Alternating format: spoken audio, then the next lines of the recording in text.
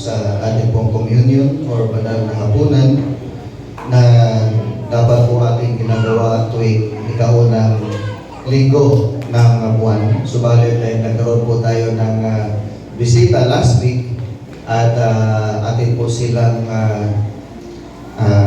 in-accommodate, no, sa pamagitan po ng pag-prepare ng pagkain para sa kanila. At sila po ay alis din po ng maaga. Kaya tayo po ay nagpasya na ngayon pong second Sunday ang ating pong banal na hapunan. At ito pong habag ng ating Panginoon ay para po sa ating kaalaman, no, ay taimtim na pagpapahayag ng kamatayan at muling pagkabuhay ng ating Panginoong Hesukristo. Isang pag-aalala sa kagandahang loob ng Diyos sa pamagitan ng kanyang mabiyayang pagpapatawad sa ating mga kasalanan.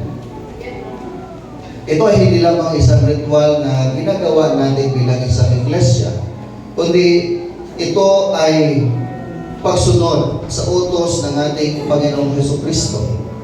Hindi nito napapatawad ang ating mga kasalanan, subalit sinasalamin nito ang bagong tipan, ang ating pakikipag-ugnayan sa ating Panginoon.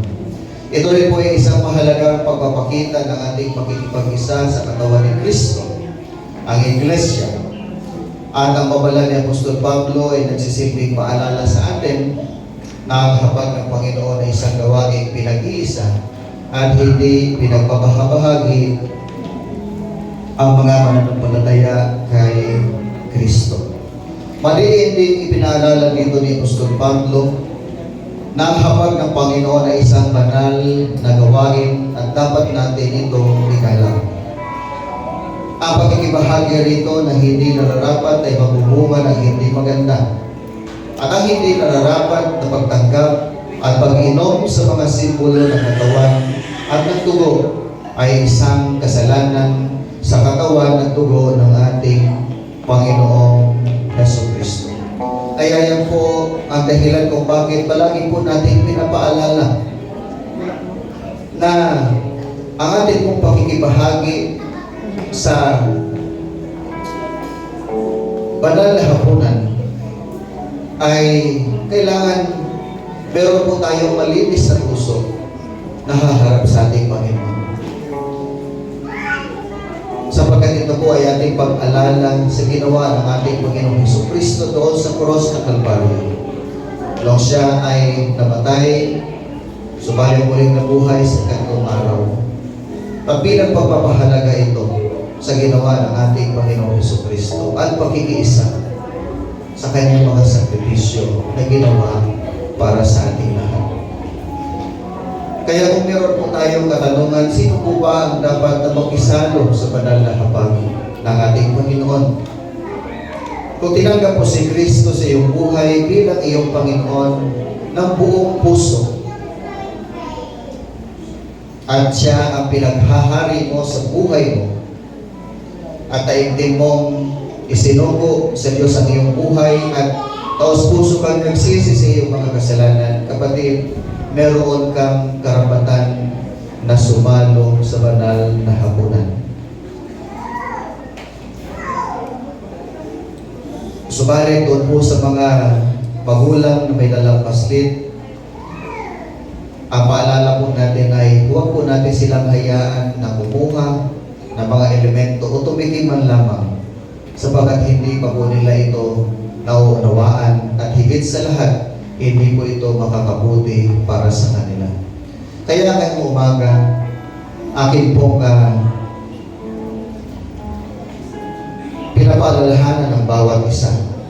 Kailangan din po natin saliksikin mabuti ang ating sarili upang ating matiyak ng buong kamalayan na tayo ay karapat-dapat na sumalo sa banal na habag ng ating Panginoon. Inanyayahan ko po ang lahat na tayo po ay tumayo at tayo po ay manalangin.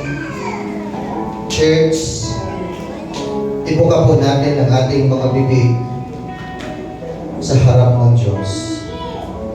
Lumapit tayo sa Kanya ng buong puso. Tayo po ay humingi ng tawad sa Kanya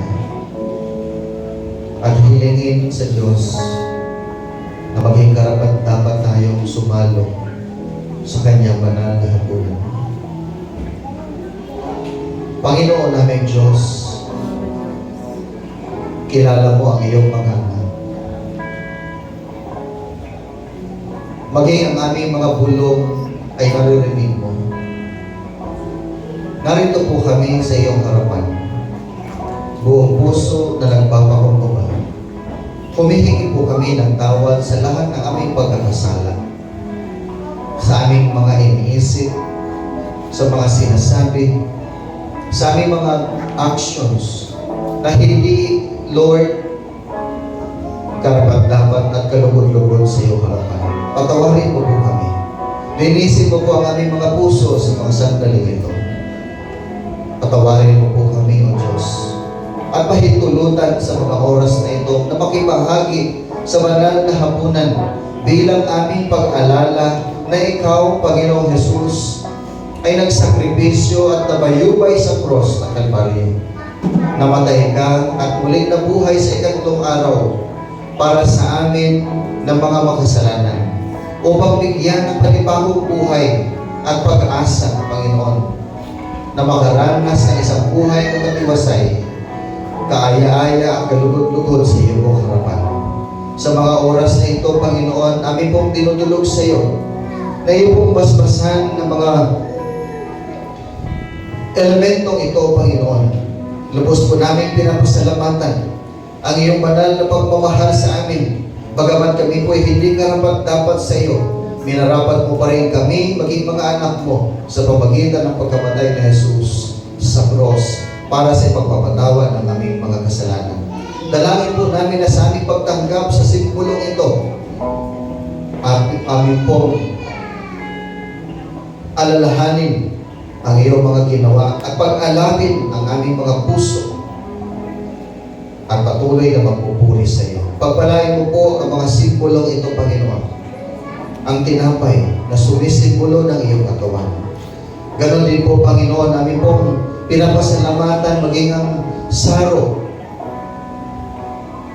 ang iyong kaloob na buhay, ang saro na sumisimbolo sa dugo ni Jesus na nabubo sa cross ng Kalbaryo, na siyang naghugas sa aming mga kasalanan upang kami maituring mo mga anak. Inihandog po namin sa iyo ang aming mga pagsamba at pasasalamat bilang isang haing buhay para sa ikaluluwalhati ng iyong pangalan. Habang patuloy po namin ipinapahayag ang iyong kaharian at ang iyong muling pagbabalik, ito po ang aming panalangin sa pangalan ni Jesus. Amen. Mari na po tayo magsiupo at hintayin po ninyo ang